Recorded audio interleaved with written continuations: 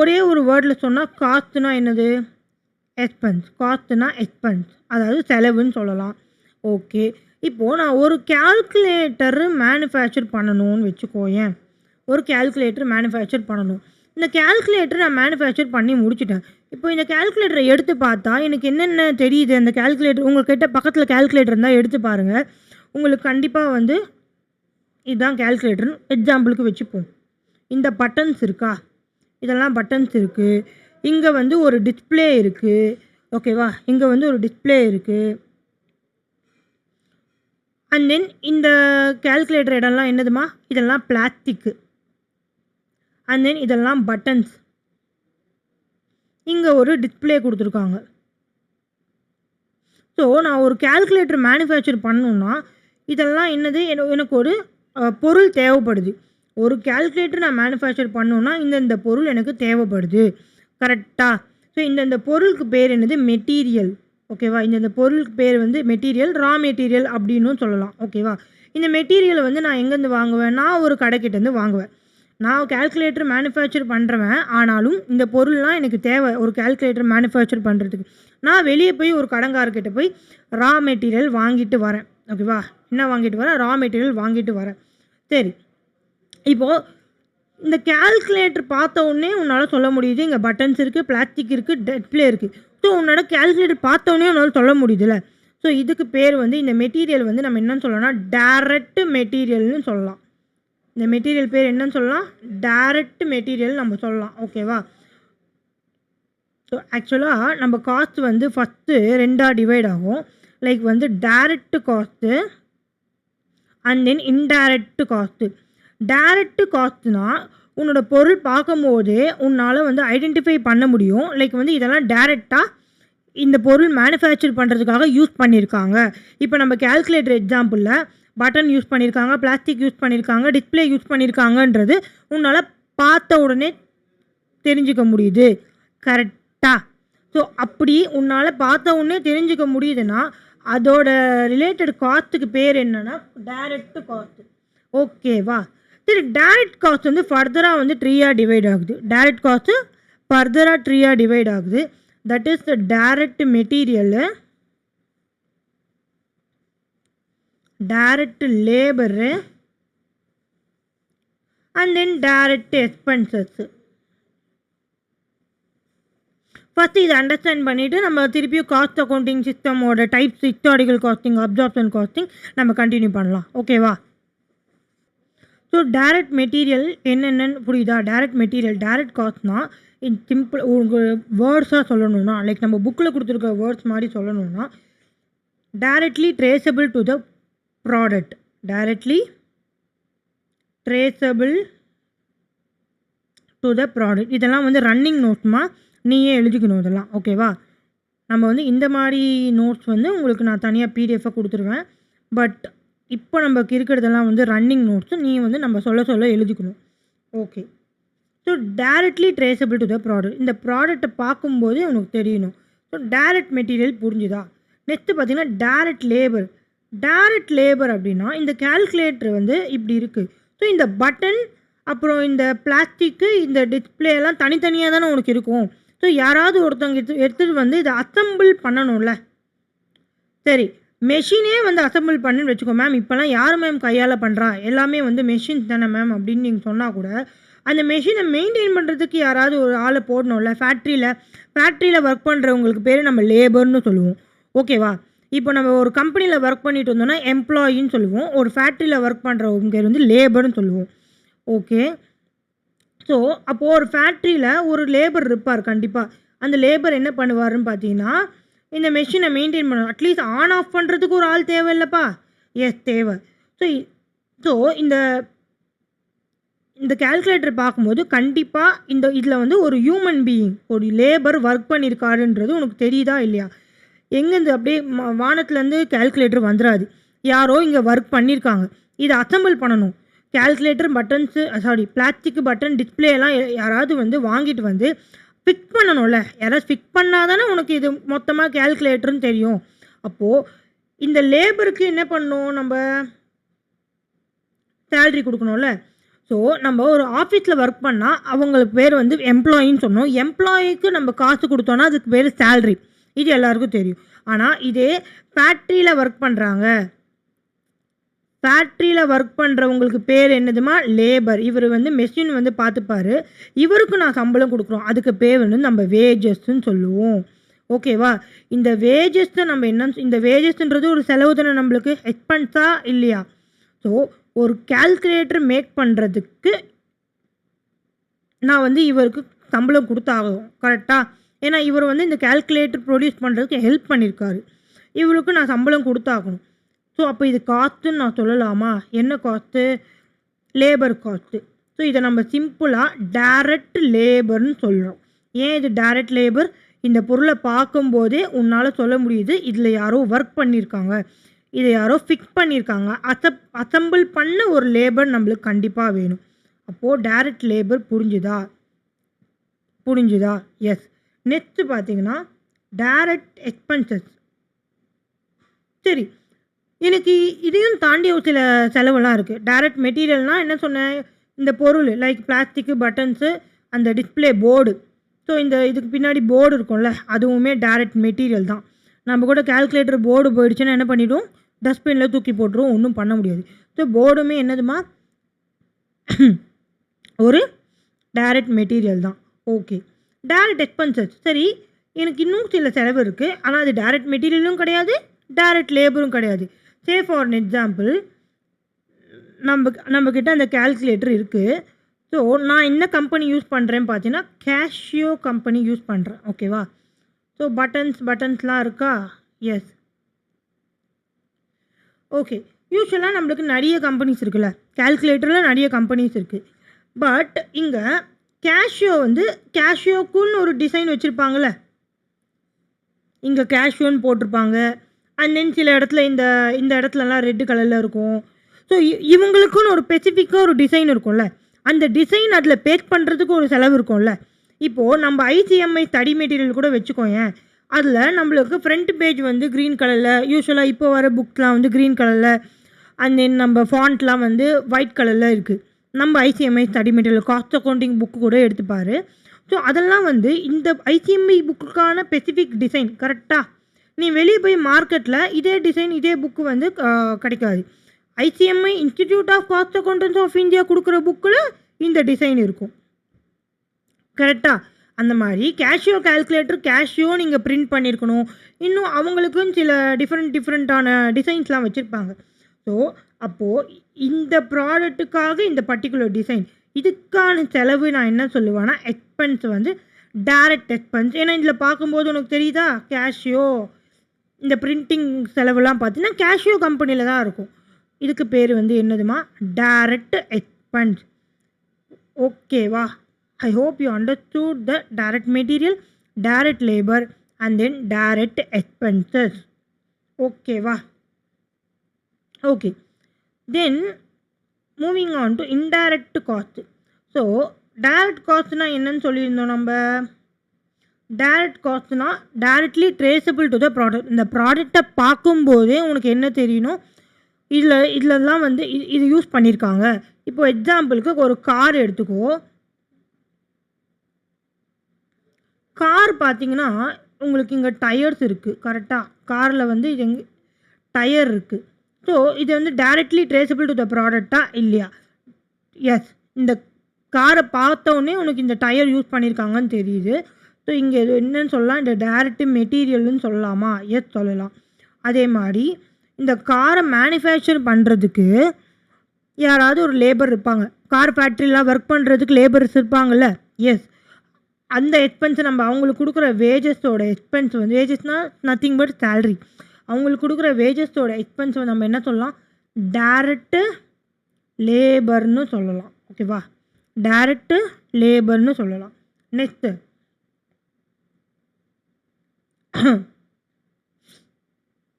இதில் வந்து paint பண்ணியிருக்காங்களே, paint பண்ணியிருக்க செலவு, இதெல்லாம் வந்து இந்த காருக்கான specific paint. Say for an example, நான் ஒரு தனியாக எம்ஜே கார்ஸ்ன்னு சொல்லிட்டு ஸ்டார்ட் பண்ணுறேன். இதோட பெயிண்ட் பார்த்தீங்கன்னா எந்த கார்லேயுமே இருக்காது. நானாக வந்து ஒரு யூனிக்னா புது விதமான பெயிண்ட் வந்து நான் யூஸ் பண்ணுறேன்னு வச்சுக்கோ. ஸோ அந்த எக்ஸ்பென்ஸ் நான் என்னன்னு சொல்லலாம்னு பார்த்தீங்கன்னா டைரக்ட் எக்ஸ்பென்ஸுன்னு சொல்லலாம். ஓகேவா? ஓகே. நெக்ஸ்ட்டு பார்த்தீங்கன்னா இன்டைரக்ட் காஸ்ட். ஸோ டைரக்ட் காஸ்ட்னா directly traceable to product. Indirect காஸ்ட்னா cannot traceable to product. Simple. cannot be directly traced. Okay. இப்போ நம்ம கால்குலேட்டர் எக்ஸாம்பிளுக்கே வருவோம். கால்குலேட்டர் எங்கே மேனுஃபேக்சர் பண்ணுறோம்? ஒரு ஃபேக்ட்ரியில். கால்குலேட்டர் எங்கே மேனுஃபேக்சர் பண்ணுறோம்? ஒரு ஃபேக்ட்ரியில். ஸோ அப்போது அந்த ஃபேக்ட்ரியில் நான் கால்குலேட்டர் மேனுஃபேக்சர் பண்ணுறேன் அப்படின்னா அந்த ஃபேக்ட்ரி வந்து என் சொந்த இடமா இருந்தால் பரவாயில்ல. பட் என்கிட்ட அவ்வளோ காசுலாம் இல்லை. நான் என்ன பண்ணுறேன், வெளியே ரெண்ட்டுக்கு எடுத்துக்கிறேன். வெளியே ரெண்ட்டுக்கு நான் ஒரு ஃபேக்ட்ரி எடுத்துக்கிறேன். அந்த ஃபேக்ட்ரிக்கு நான் ரெண்ட்டு கொடுக்கணும்ல? எஸ், ரெண்ட்டு கொடுக்கணும்.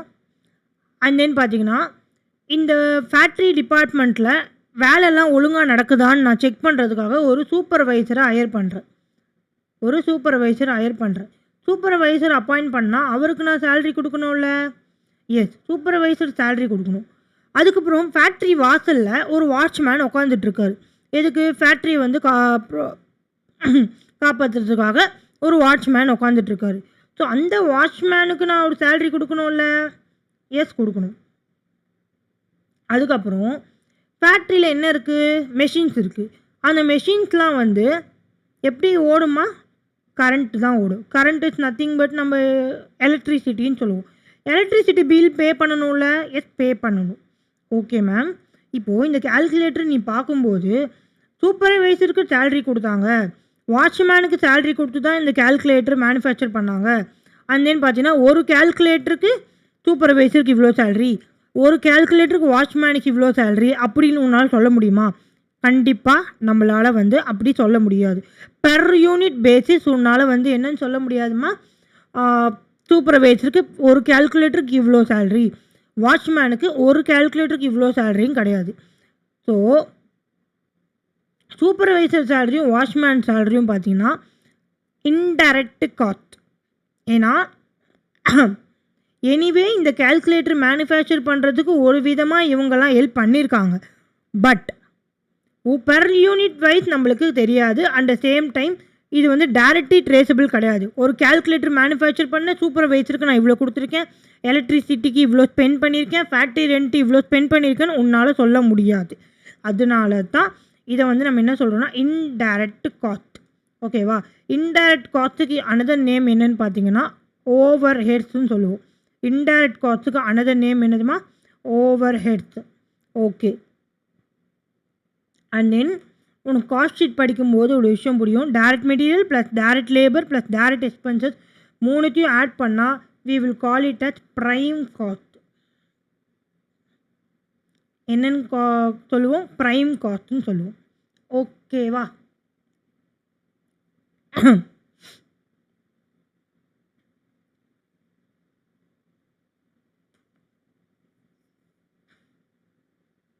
ஸோ ஃபர்ஸ்ட் பேசிக்காக நம்மளோட காஸ்ட் வந்து எப்படி டிவைட் ஆகும்?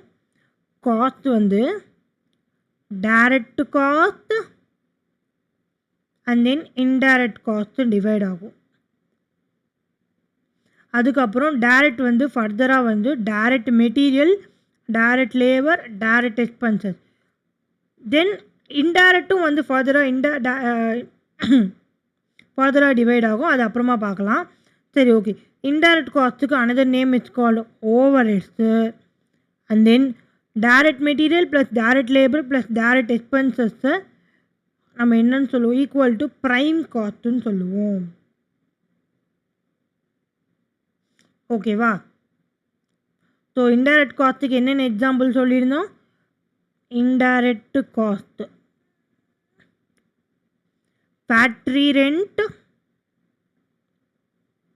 சூப்பர்வைசர் சேலரி, அதுக்கப்புறம் electricity, and then watchman salary. இதெல்லாம் வந்து டைரெக்டாக லிங்க்டு கிடையாது. நான் ஒரு கால்குலேட்டர் மேனுஃபேக்சர் பண்ணுறதுக்கு டைரக்ட்லி லிங்க்டு கிடையாது தான். ஆனாலும் இந்த கால்குலேட்டர் மேனுஃபேக்சர் பண்ணதுக்கு எனக்கு வந்து இதெல்லாம் தேவை. கரெக்டா? டைரக்ட்லி லிங்க்டு கிடையாது தான். பட் ஒரு கால்குலேட்டர் மேனுஃபேக்சர் பண்ணுறதுக்கு இவங்கெல்லாமும் எனக்கு ஹெல்ப் பண்ணியிருக்காங்க. ஓகேவா? இதுக்கு பேர் வந்து indirect cost.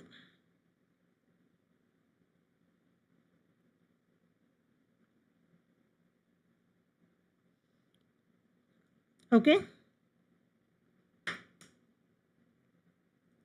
Okay next classification fixed cost, variable cost. ஓகேவா? ஃபிக்ஸ்டு காஸ்ட்னா cost that does not change with production level.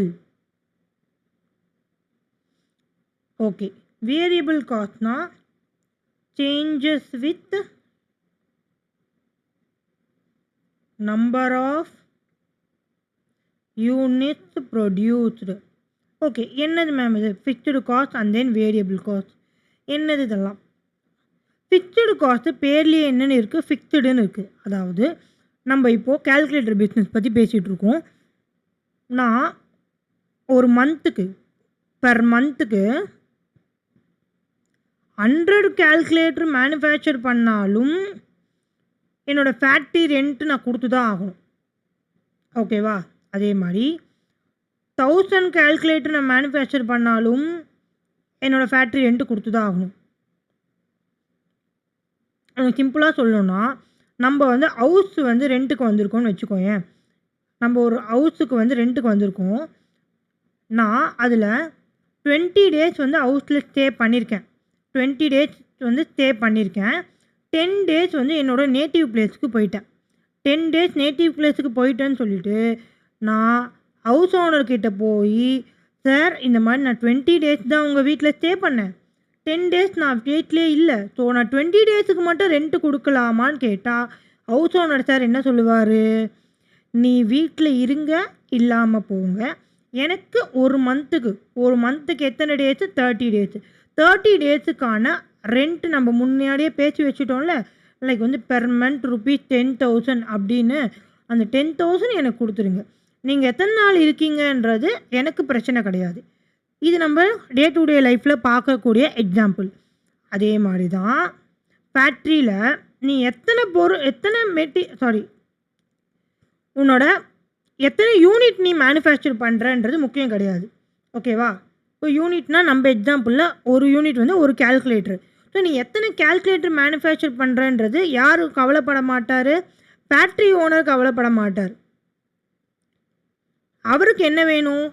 அக்ரிமெண்ட்டில் போட்ட மாதிரி ஃபிக்ஸ்டாக பெர் மந்த்து 10,000னா 10,000 எனக்கு வந்தாகணும். ஸோ நீ 1000 கால்குலேட்டர் ப்ரொடியூஸ் பண்ணாலும் அவருக்கு 10,000 கொடுக்கணும்.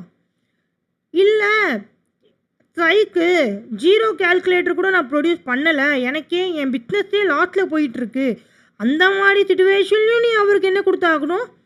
ஃபேக்ட்ரி ஓனருக்கு ரெண்ட்டுன்றது கொடுத்தே ஆகணும். கரெக்டாக? ஸோ அப்போது இந்த ரெண்ட்டுன்ற பெஸ்ட் எக்ஸாம்பிள் ஃபிக்ஸ்டு காஸ்ட்டுக்கு பொருத்தமாக இருக்கும். ஸோ என்ன சிச்சுவேஷனாக இருந்தாலும் ரெண்ட்டு கொடுக்கணும். பட் எக்ஸாக்டாக டெஃபினேஷன் என்ன சொல்கிறாங்கன்னா, cost that does not change with production. So நம்ம எக்ஸாம்பிள் படி நான் இந்த மாதம் 10 கால்குலேட்டர் தான் மேனுஃபேக்சர் பண்ணேன், ஸோ உங்களுக்கு நான் ரெண்ட்டு வந்து ரெடியூஸ் பண்ணவான்னு கேட்டினா உன்னால் முடியாது, ஃபிக்ஸ்டு அது. அதே மாதிரி நீ 1000 கால்குலேட்டருக்கு மேனுஃபேக்சர் பண்ணாலும் அவர் எதுவும் சொல்ல மாட்டார், ஃபிக்ஸ்டு. அந்த 10,000 ரெண்ட்டை வந்து நீ கொடுத்தே ஆகணும். ஸோ இதுதான் வந்து உன்னோட ப்ரொடக்ஷன். நீ 10 யூனிட்ஸ் மேனுஃபேக்சர் பண்ணாலும் 1000 யூனிட்ஸ் மேனுஃபேக்சர் பண்ணாலும் உன்னோட ஃபிக்ஸ்டு காஸ்ட்ன்றது மாறவே மாறாது. So cost does not change with production. So 10 கால்குலேட்டராக இருக்கட்டும், 1000 கால்குலேட்டராக இருக்கட்டும், உன்னோட ரெண்ட் வந்து என்னவாக இருக்கும்? 10,000. இது வந்து 10 கால்குலேட்டர்னா 10,000, 1000 கால்குலேட்டர்னா 20,000 அப்படின்னு மாறாது. 10,000ன்றது ஃபிக்ஸ்டு. ஓகேவா? ஃபிக்ஸ்டு காஸ்ட்டு புரிஞ்சுதா? நெக்ஸ்ட்டு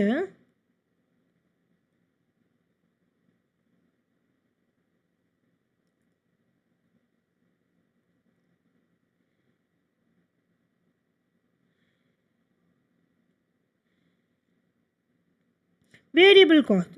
வேரியபிள் காஸ்ட்னா வேரினா சேஞ்ச் ஆகிட்டே இருக்கும்னு அர்த்தம். வேரியபிள்னா என்னது? சேஞ்ச் ஆகிட்டே இருக்கும். With respect to number of units produce. அதாவது நான் 10 யூனிட்ஸ் ப்ரொடியூஸ் பண்ணால் என்னோடய வேரியபிள் காஸ்ட்டு சேஞ்ச் ஆகும். அதே மாதிரி 100 யூனிட்ஸ் ப்ரொடியூஸ் பண்ணால் வேரியபிள் காஸ்ட்டு இன்க்ரீஸ் ஆகும். என்ன மேம் சொல்கிறீங்கன்னா, சிம்பிள். நம்ம என்ன சொல்லியிருந்தோம்? கால்குலேட்டர் மேனுஃபேக்சர் பண்ண நம்மளுக்கு என்னென்ன மெட்டீரியல்ஸ் தேவைன்னு சொல்லியிருந்தோம் மேம். போர்டு, பிளாஸ்டிக்கு, பட்டன்னு, டிஸ்பிளே, இதெல்லாம் நம்மளுக்கு தேவைன்னு சொல்லியிருந்தோம். ஸோ நான் எத்தனை பொருள் நான் மேனுஃபேக்சர் பண்ண முடியும்? என்னோடய கால்குலேட்டர் பேர் வந்து என்னென்னு பார்த்தீங்கன்னா ஃபினிஷ்டு கூட்ஸ். இது என்னென்னு நான் சொல்லுவேன்னா அவுட்புட்டுன்னு சொல்லுவேன். ஃபினிஷ்டு கூட்ஸ் என்னென்னு சொல்லுவோம்? அவுட்புட்டுன்னு சொல்லுவோம். ஓகேவா? ஃபினிஷ்டு கூட்ஸை அவுட்புட்டுன்னு சொல்லுவோம். ஓகே. ஸோ நான் ஒரு கால்குலேட்டர் மேனுஃபேக்சர் பண்ண எனக்கு என்னென்ன தேவை? எனக்கு 1 பிளாஸ்டிக் மெட்டீரியல் அண்ட் தென் சில பட்டன்ஸு, தென் 1 டிஸ்பிளே, 1 போர்டு தேவை. ஓகேவா? இதுக்கு எனக்கு செலவாகும்ல? எஸ், அந்த செலவாகும், காஸ்ட் இருக்கும். ஓகேவா? அப்போது நான் 5 கால்குலேட்டர் மேனுஃபேக்சர் பண்ணுறேன்னா எனக்கு எத்தனை ரா மெட்டீரியல் தேவை? 5 பிளாஸ்டிக், 5 டிஸ்பிளே, 5 போர்டு தேவை. 10 கால்குலேட்டர் மேனுஃபேக்சர் பண்ணால் எனக்கு எத்தனை தேவை? 10 பிளாஸ்டிக், 10 டிஸ்பிளே, 10 போர்டு தேவை. 100 கால்குலேட்டர் நான் மேனுஃபேக்சர் பண்ணுறேன்னா 100 பிளாஸ்டிக், 100 டிஸ்பிளே, 100 போர்டு தேவை. ஸோ உன்னோட யூனிட்ஸ் இன்க்ரீஸ் ஆக ஆக உன்னோட வேரியபிள் காஸ்ட்டும் இன்க்ரீஸ் ஆகும். ஓகேவா? இப்போ ஒரு யூனிட் எனக்கு மேனுஃபேக்சர் பண்ண வேரியபிள் காஸ்ட் வந்து எனக்கு வந்து 100 ருபீஸ் ஆகுதுன்னா 2 யூனிட்ஸ் நான் மேனுஃபேக்சர் பண்ணேன்னா எனக்கு 200 ஆகும். அப்போ 10 யூனிட் நான் 100 யூனிட்ஸ் நான் மேனுஃபேக்சர் பண்ணேன்னா எனக்கு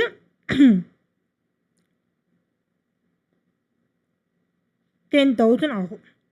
ஓகேவா? ஸோ வேரியபிள் காஸ்ட்டுக்கு மீனிங் என்ன? வேரி ஆகிட்டே இருக்கும். தட் இஸ் சேஞ்ச் ஆகிட்டே இருக்கும்.